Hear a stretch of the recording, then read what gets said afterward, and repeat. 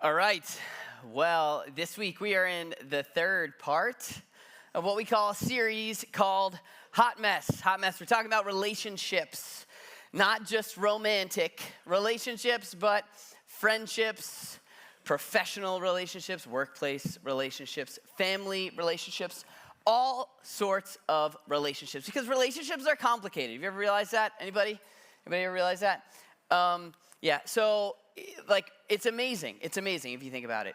Some of the greatest joy in life happens because of relationships. And at the same time, some of the greatest pain and hurt that happens in life is because of relationships. Relationships are a big part of life. And I mentioned on week 1 that there's this 85-year-long study that's been going on with Harvard where they found that people tend to measure the quality of their life based on the quality of their relationships. And so relationships matter. What we've been doing over the past few weeks is looking at some principles that will hopefully bring some clarity to the fog of relationships or some simplicity to the complexity of relationships. I don't have time to go into everything that we've covered over the past few weeks, but to bring it up to speed just a little bit, what we talked about on week 1 was how sometimes in relationships, our desires end up becoming expectations, meaning what I hope from someone, somewhere, someday out there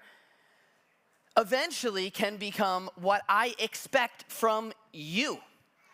And the reason that's so damaging is because what goes from a hope, like a desire, can become a feeling of indebtedness. Like expectations have this ability to push gratitude and with that connection and intimacy out of a relationship. And so the solution to that, we looked at the words of the Apostle Paul, who said, really the ideal that we're going for, especially if you're a follower of Jesus in a relationship, is called mutual submission, meaning it's not 50-50, like let's meet in the middle and both be equally unhappy. It's 100-100.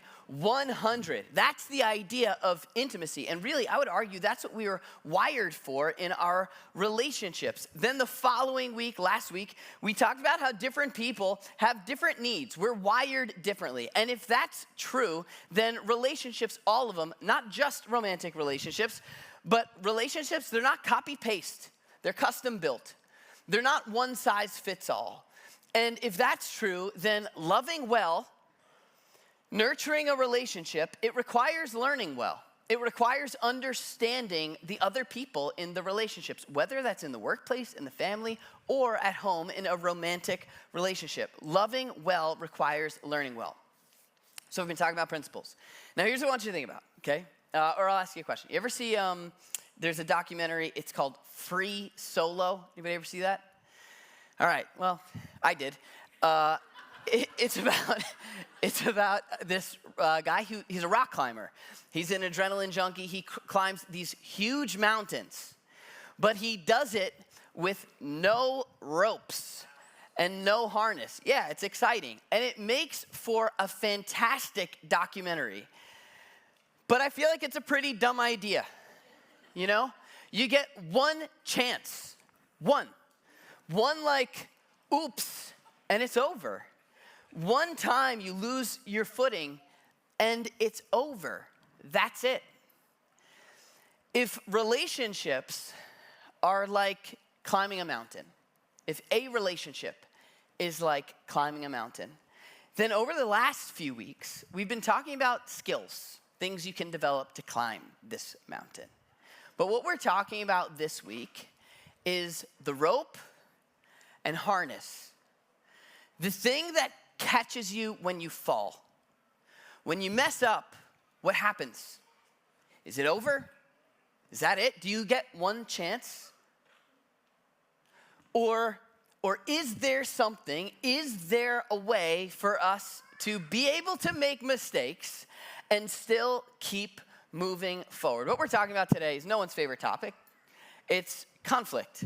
Conflict. But it is so important. Because a healthy approach to conflict, the ability to handle conflict, It's the harness and the rope in our attempt of climbing the mountain of a relationship, whatever relationship that might be. And it will determine whether or not you can make mistakes, or if the relationship just breaks when things begin to fall apart. So let me ask you, how do you handle conflict? Think about that.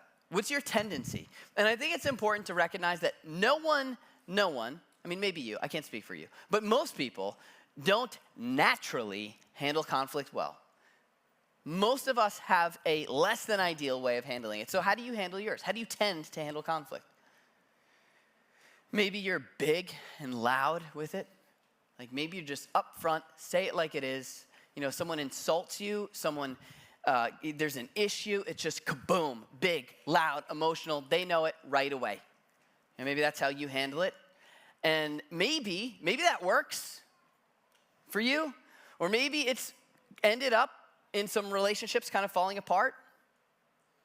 Right? Maybe it gets big and things fall apart. Or maybe it gets big and by the second or third time, the other person in the relationship is scared. And so it's like, no. Or maybe you bury it. You know, it goes in and it goes way deep down, you know, and so you push, and like just pack it in, you know, and it starts to build and build and build until kaboom, you know, and then there's a laundry list of offenses and they all come out. And you tried to look over them, but no. Or maybe you just avoid it altogether. Like maybe you process the pain, the offense, the issue, maybe you process it internally and you try to let it go. Or you try to forgive them, like you forgive them. And they don't know they've offended you. They haven't told you, you haven't told them, but you've forgiven them, right? And so you just try to process it and so they might do it again, but you deal with it internally.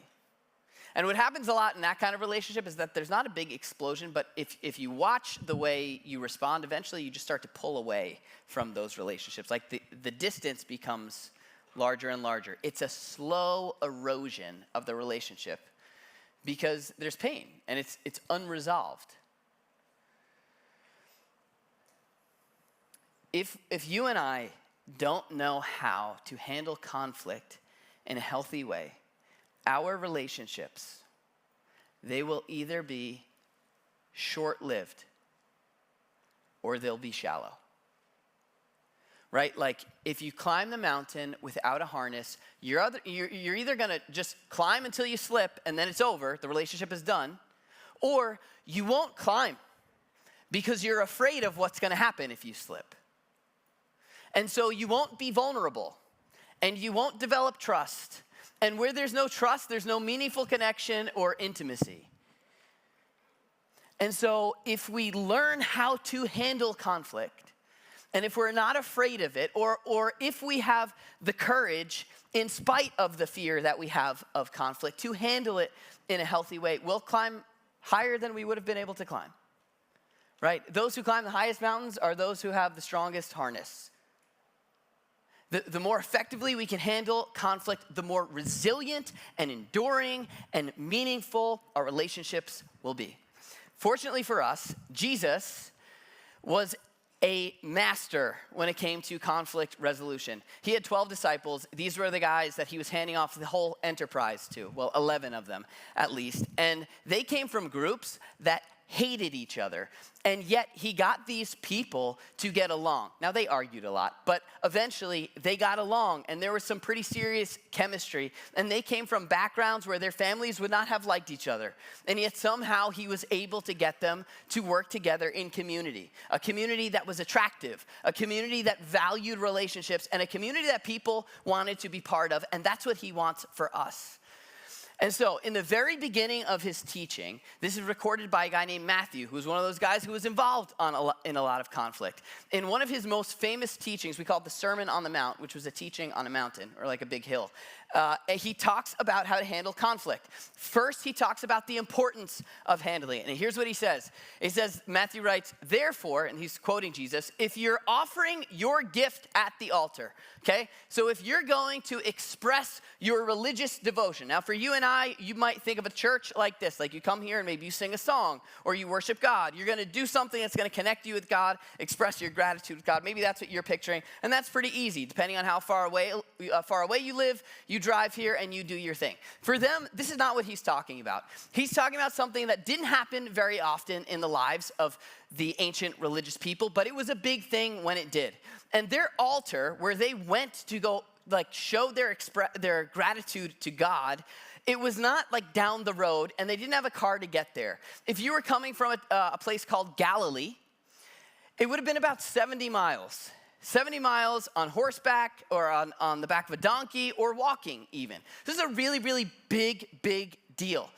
Even if you're not coming from Galilee, even if you're coming from like 10 miles away, it's been a long time since I've walked 10 miles, and it's not something that's convenient or easy to do. So if you're getting ready to do this thing that would have taken a lot of planning, you would have to taken time off work, you would have had to put together travel plans, paid for those travel plans, and got whatever together that you were going to offer at the altar. He says, and there you're doing it, it's a big thing, you're looking forward to it.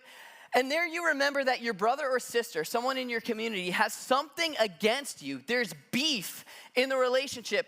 There you remember, like think about what you think he might say. Okay, some of you know what he says, but if you don't, like just imagine, what do you expect him to say? Oh, well, throw up a prayer for them real quick, you know? Or handle that between you and God. Resolve it. Forgive them in your heart and then move on, right? Put God first.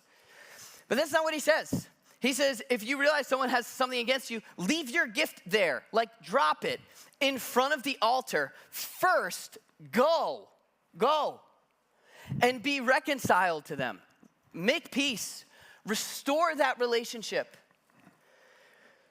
Then come and offer your gift. This is huge. What he's saying is, God can wait. God can wait. But don't put it on the back burner, because people matter too much. Our relationships matter too much to not handle the issues. For the sake of today, we could say, it's okay to not be okay. That's gonna happen. We're humans, right? We're gonna step on each other's toes frequently, but it's not okay to stay that way. To Jesus, it was important that his followers recognized the value of relationships and did what they had to, even when it was extremely inconvenient, to go make things right. And so he said, leave it at the altar. In other words, like, things are not okay, especially if you're a follower of Jesus, right? Things are not okay this way if they're not okay this way. God has a problem when people have a problem with people and don't address it. And don't handle it, right? Like if you've got an issue with one of my kids, think about it like this. If you got an issue with one of my kids, you've got an issue with me, right? Like, so I would say, no, go solve the problem with them and then come back. And so what Jesus is starting out by saying is people matter. Relationships matter. Don't let these relationships just erode, dissolve, fall apart. And so then he presents a process, right? He's like, okay, well, here's how you do it. And this is later on. This is a few chapters later. It's still recorded by Matthew. But here's what he says. And this is where things get a little interesting, okay? So he says, now, if your brother or sister sins, other translations say sins against you. Don't get lost with this word sin. It has this idea of wronging someone, offending you. If there's an issue, someone does something, and now there's an issue between the two of you, go, and point out their fault just between the two of you. Like, go to them, all right? Address the person. He says, if they listen to you, then you've won them over. Great. The relationship is back. You're where you should be. This is the process he's talking about. But doesn't always go so well. If they will not listen, if it doesn't end in reconciliation, Then take one or two others along so that every matter may be established by the testimony of 2 or 3 witnesses. He's quoting a Bible verse, okay? So you go right to them. They don't listen, then bring someone else along. Okay, getting interesting. Get ready for this. He says, if they still refuse to listen, tell it to the church. He really said that. Like Allie and Alex, they were just up here before. Welcome. If you're new, scan the QR code. If you got beef with Tom, I'd like to come up here and share it together. We'll put it in the announcements, right? And then we'll all gang up on you. And then he says, and if they refuse to listen even to the church, then treat them as you would a pagan or a tax collector. Amen. There's no song about this. Now, okay, this is a good exercise. Whenever you come to a passage like this and you're like, what the heck, right? This doesn't line up with Jesus, who, the self-sacrificing hero. The guy who's like, if you got a problem with someone, like you're wiping a speck out of their eye, approach them with that level of gentleness. Like love one, that guy, remember? He's like all this. When it doesn't line up, you should stop. Be real, honest about what you feel when you're reading what you're reading, but then take it a little further, right? Like what's actually being said here? Here's the process that I saw, okay? Maybe this is what you took away from it as well. Like this is how it first hit when I read it. I'm like, okay, Jesus, so where are we going with this? Well, you call them out, then you gang up on them, then you shame them, then you cancel them. Done. Over. Right? So that's what it sounds like. Well, no, it's not actually what's happening here. What he's saying, and you'd be amazed to know how often this happens, and it makes perfect sense. He says this, right? First, you appeal to the person. You go directly to them. And this is important because this is not what we do naturally. We go and we tell Fred and Sally and Julie and everyone else that we've got beef with. And all of a sudden, there's 8 different versions of the story all trickling around us, right? No, like go to them first. That's step 1. There's no point before step 1, all right? Then he says, if they won't listen, then you appeal to a larger perspective, right? Then you bring along someone else, an objective third party. You're not ganging up on them and getting your people to go address this person. You're getting another perspective. This is why we go to counselors. This is why we have things like mediators. Like, hey, let's get someone who's not so emotionally involved in this issue to weigh in on it toward, remember what the goal is, reconciliation. And what's amazing, when I've done this, right, when I've had someone else be part of the situation, what I often see is that, oh, I'm at fault here too, right? There's part of this, like there's a reason why the other person isn't seeing the same thing I'm seeing. It's because I'm not seeing the whole picture, and this alternate perspective allows us to see this. It makes perfect sense. You've probably even done this before. Number 3, if they still won't listen, then you appeal to your shared principles. This is where he says, tell it to the church. Their church did not look like our church, right? It was a totally different thing. In fact, the word, it means gathering or assembly. It's talking about a group of people. He's saying, bring it to people who share the same values that you share. Now you're appealing to the authority both of you have submitted to, the beliefs, the values that both of you subscribe to. And if they still won't listen to the church, right, then you evaluate or reevaluate the position of the person. Position, it's not like the best word, but I wanted them to be 4 Ps, all right? The idea is like maybe, this is where he says treat them like a tax collector, right, or a pagan. That sounds like an insult to us. That was not an insult. He's talking about people who don't believe the things that you believe. And do you know how you treat them? He's addressed this several different times.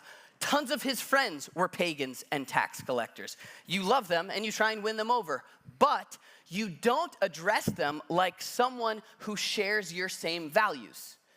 And so it makes sense, right? Like think about it like this, okay? Imagine, so I've got a dog, she's half golden retriever, half poodle. So she's a golden doodle, which doesn't sound that cool, but she's a great dog. All right, so let's say you've got one too, and I ask you, I'm like, hey, can you watch my dog for the next week? And I'm a member of the National Organization of Golden Doodle Ownership, all right? No go.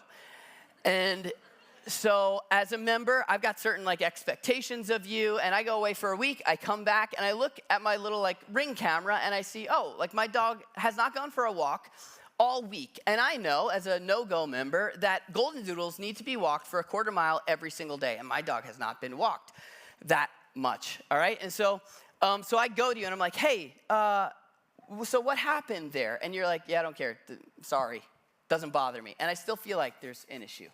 Okay, and so now I bring in another perspective. I get another member of the No-Go Society, and I'm like, hey, this person doesn't seem like we're on the same page. Can you bring in an alternate like viewpoint here?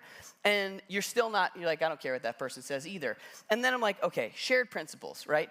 So then I go get the handbook, and I'm like, all right, look, in the National Organization of Golden Doodle Ownerships, it says all golden doodles need to be walked for a quarter mile once a day. And if you're like, nah, sorry, still don't care, then what Jesus is saying here is like, oh, you think you're dealing with someone who's in that group, but maybe they never signed up for that group. Maybe they don't subscribe to the beliefs that you subscribe to. And so it doesn't mean cut them off and say goodbye forever. It means you can't appeal to those values, those principles. You handle that situation differently.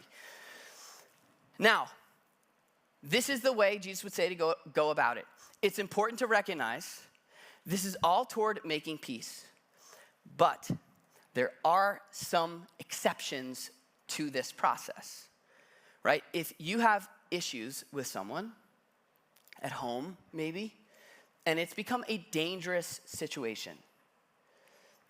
If you look at what Jesus says, like after you address the person, here, you never have to be alone with them again.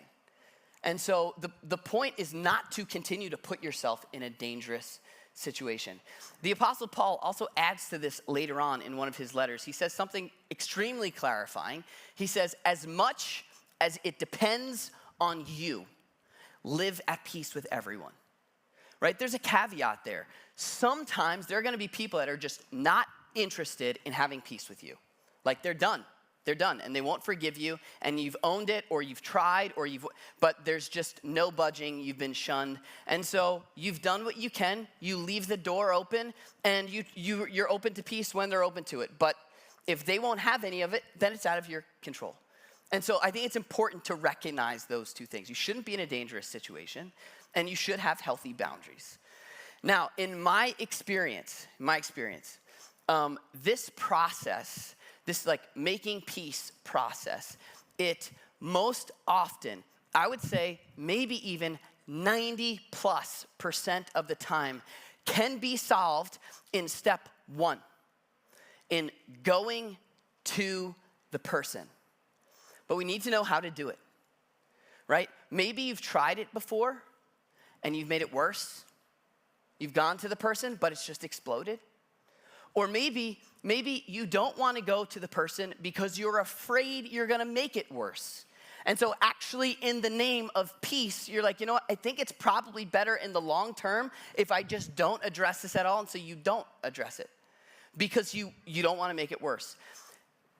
Recently, I came across this book. It's called Crucial Conversations. It lays out the process in, I think the simplest, clearest way. And while so same thing as last week, right? We ended with some super practical tools that you could use to plug in this principle. I want to do the same thing this morning. In the time we have left, I want to give you a super practical list. It's going to seem like a lot of information. And if you try to memorize it all, it's going to be overload. So you can take a picture of it at the end. We'll have it available online on our app. We'll put it in the YouTube description if you're watching online. So this way you don't have to feel like you have to memorize or record everything. But this, for me, has brought so much clarity to the complexity of a one-to-one confrontation, all right? Comes from a book called Crucial Conversations, and it's a simplified adaptation of his steps in that book, all right? So, step one, you ready? I'll give you a hypothetical. Imagine I'm home. I've made some grand meal for my wife, Allie. We're gonna have dinner at 6, and she doesn't show up until 7, and I see she's eating a Happy Meal on the way home, and she just walks into the bedroom like nothing happened, okay? I'm using that example because that has never happened and will never happen. I don't cook, but maybe one day. All right, so now there's an issue. There's beef, Am I gonna bury it? Am I gonna like forgive her in my heart? Or am I gonna have a crucial conversation? All right, this is how you do it. Step one, know your motive. This is the most important step in the process. If your goal, this happens before you have the conversation. If your motive, if your goal is not to make peace, the rest of the steps don't work. And it's important to be honest and clear with yourself. Why do I wanna have this conversation? Is it because I wanna make peace? Or is it because I wanna put them in their place? Or is it because I wanna hurt back? Now, most of us wouldn't say we're trying to hurt back, but that's often why the conversation happens. You just can't take it anymore. It's like, you've done something that's made me feel like crap. Now I'm gonna say some things that make you feel like crap. And if that's the goal, then like peace is not something that's going to come from that. Is your goal to win? For me, that's usually the issue. When I have the wrong motive for going into a conversation, it's like, okay, well, I was wronged here. I'm gonna build an argument and I'm gonna win. If the goal is not making peace, the rest of the steps don't work. But if you value the relationship and the goal is reconciliation, then this works. Step two, know your motive, know your story. Know your story. We are wired to think in stories, right? When we see something unfold, it is natural for us to just fill in the gaps of knowledge, right? We put in motives, we insert information where we don't have it. It's just totally natural. I'll give you an example. The other day, 2 days ago, I was driving down the road. I was getting ready to make a right on a red. All of a sudden, this huge SUV comes flying. It must have been like 90 miles an hour, right, on Montauk Highway. Blows by me and goes through the red light. And I'm looking at this guy and I'm like, are you kidding me? Like I got furious right away. But there's a story. I'm picturing this guy like behind the wheel of his truck with the music blasting. You know, there's an image, there's information I'm inserting there. I don't know that that's what it was. Maybe he was on his way to the hospital. Maybe there's a kid choking in his backseat. I have no idea. But there's a story that we write. If you listen to Brené Brown, she's someone who researches emotions and things like shame. She would say, usually the stories we write in the beginning are terrible. In fact, she calls the first story, she calls it a BS rough draft. If you don't know what BS stands for, it stands for big stinky first draft. The idea is that it's pretty terrible. And so she would say, like, just get the first one out there and then throw it away and rewrite a better one. Try to give them the benefit of the doubt. If you're someone who's frequently offended, if you find that there's a lot of like constant hurt, like they did that and that hurts and he did that and this hurts, and you seem like you're more offended than most people in your life, this might be the most important step for you. And it might solve the problem for you right here. I was just talking to someone a couple days ago who said that they were upset their husband didn't take off for her birthday. And she's like, before I spoke to him, I just tried to get my story right in my head. And what I realized was I never told him I wanted him to take off for my birthday. And I'm expecting him to read my mind. And that's not fair. And so she's like, so I just wasn't upset with him anymore. And it's like, problem solved. Just because she solved the story. Now, in the story, if you're trying to know your story, the helpful form of the story is an identified offense, and you want to identify the result of the offense. Right? So in my little hypothetical, the offense is, I thought you were coming home at 6, you came home at 7. That's the offense. The offense is not, you're an ungrateful jerk. That's not the offense. The offense is an action, or it's a pattern of actions. It could be, this is the 3rd time that you've been an hour late for dinner at home. And so that's the offense. Right? And then from there, there's the result of the offense. Because of that, because you were an hour late, we've wasted food. Honestly, I'm feeling unappreciated. I'm feeling like you don't care. And I'm losing the desire to continue to do this. That's the offense and the result of the offense. So know your story, right? Now, you get the story out there. Now you're ready to like address them, okay? So all of this happens behind the scenes. It's just you and you, nobody else, okay? Now you go have the conversation. Step 1 in the conversation, this is number 3, is to share your motive. Share your motive. This might seem silly, but it's amazing how disarming this is. If you go into the conversation and simply say, look, I value our relationship and it's important to me that we're healthy, we're on the same page, and we're not holding things against each other. And so I just gotta get this out there. You'd be amazed to see how it just kind of puts things at ease. This just happened to me about a week and a half ago. Somebody took me out, said they wanted to go to lunch to talk about some stuff. I was like, oh, good, right? And then we go out to lunch, and I'm just getting ready to hear it. And he's my friend. He sits me down, and he goes, all right, look, you're one of my closest friends, and our relationship means a lot to me. And there's just a few things that aren't making sense. I want to clear them up. And as soon as he said that, I was like, oh. Like, I just relaxed. Like, that's right. We're great friends. And this is for the goal. The motive is making peace here. I don't have to be afraid of anything. It works. So just state, hey, you might be communicating something you're not intending to communicate, and I want to clear that up.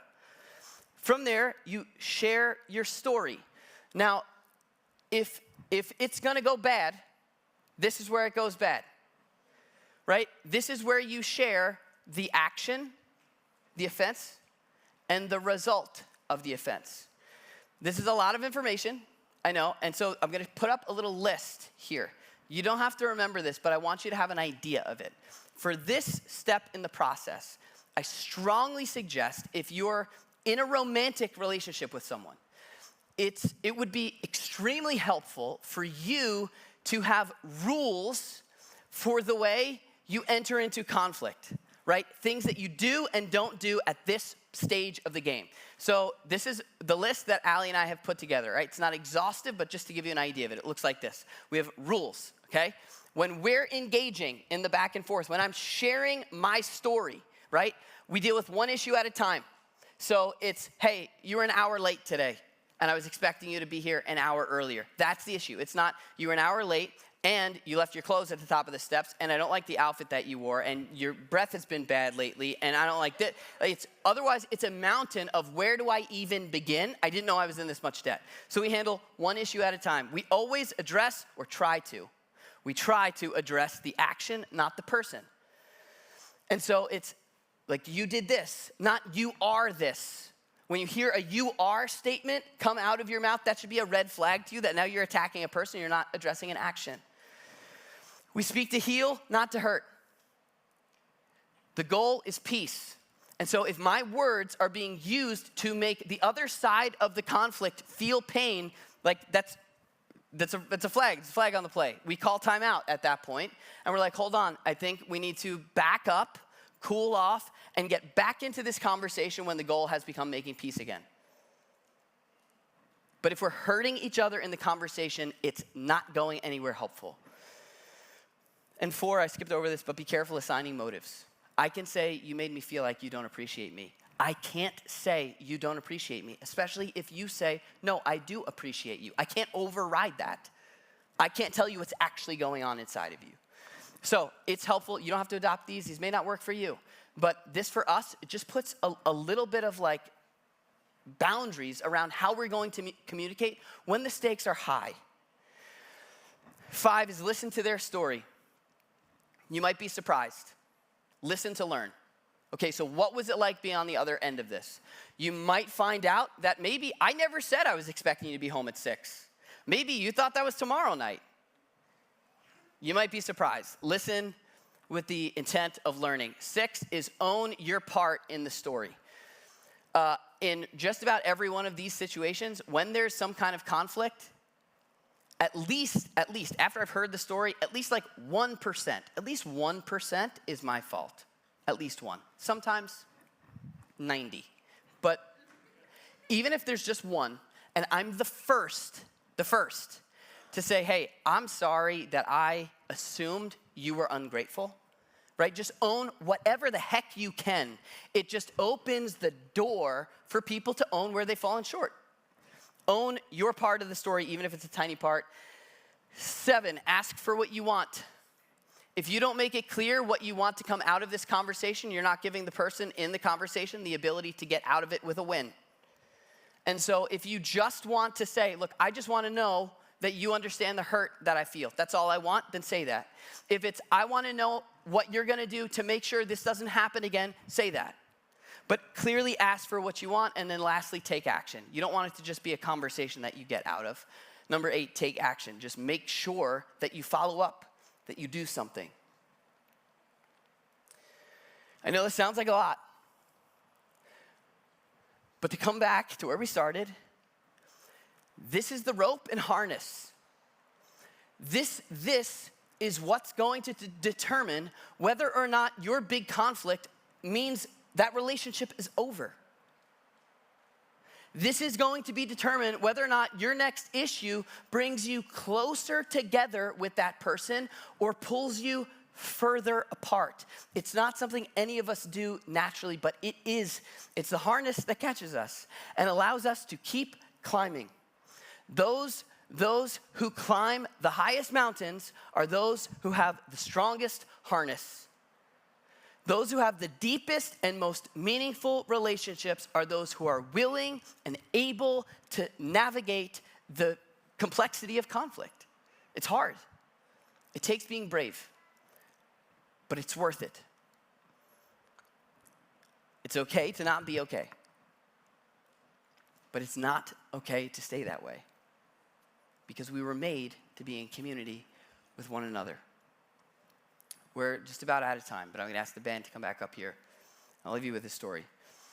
So about a year ago, no, not a year ago, about 7 years ago, I told this story a year ago. About 7 or 8 years ago, I sat down with my best friend. This is a guy I had gotten to know really well. We would have guys' night every Thursday night. We'd play basketball together, play Madden together. He's somebody that I really began to confide in, tell him my struggles, my insecurities, my issues. He was the guy that I went to. He was always in my corner. And one night, several years ago, we were in my backyard. It was me, him, and some other friends. We were in a circle, and we had a campfire. And I shared something. That was required me to be vulnerable.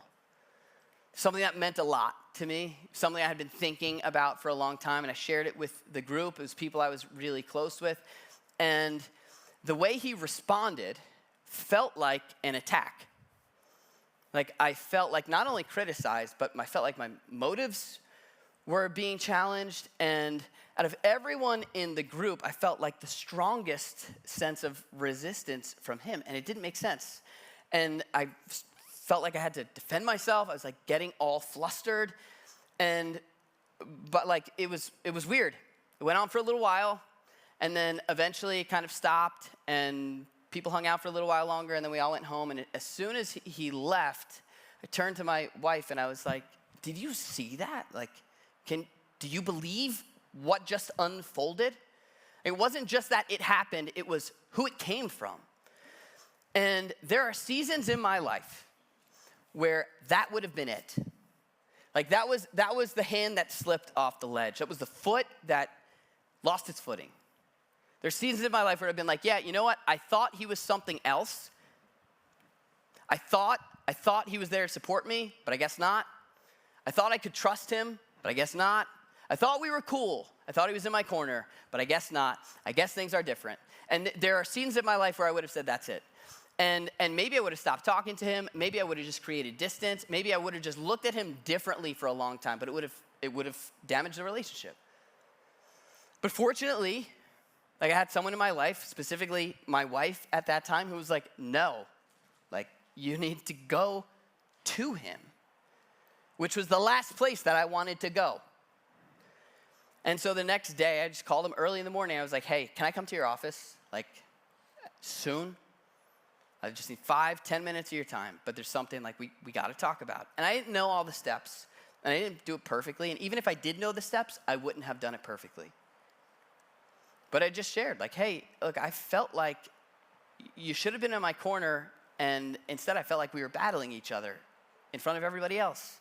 It was in a moment of vulnerability for me.